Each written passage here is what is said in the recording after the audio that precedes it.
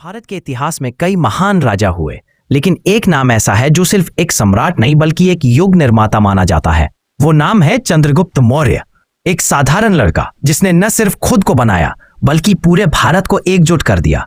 कहते हैं कि चंद्रगुप्त का जन्म एक सामान्य परिवार में हुआ था। कुछ ग्रंथों के अनुसार वो नंद वंश से जुड़े थे तो कुछ उन्हें साधारण किसान परिवार का बताते हैं। लेकिन एक बात साफ थी, उनकी आंखों में साधारण जीवन नहीं, असाधारण सपने थे। भाग्य ने एक दिन उन्हें उस व्यक्ति से मिलाया जिसने पूरे भारत का राजनीतिक मानचित्र बदल दिया, आचार्य चाणक्य।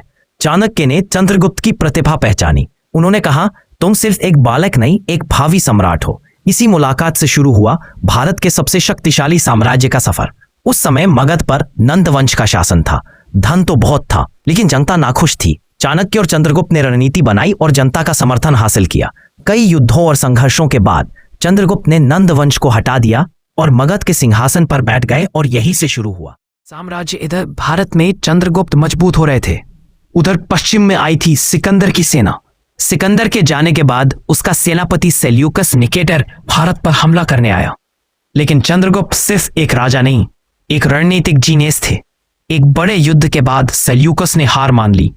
समझौते के तहत चंद्रगुप्त को पूर्वी ईरान, अफगानिस्तान और बलूचिस्तान का क्षेत्र मिला। सेल्यूकस ने अपनी बेटी का विवाह चंद्रगुप्त से करवाया। दोनों में मैत्री संधि हुई। इस जीत ने चंद्रगुप्त को पूरे एशिया में एक महान शासक के रूप में स्थापित कर दिया। चंद्रगुप्त का शासन अत्यंत संगठित था। सड़कों का निर्माण, व्यवस्था की स्थापना, मजबूत सेना, कृषि और व्यापार का विस्तार, उनकी नीति आज भी अर्थशास्त्र में दर्ज है।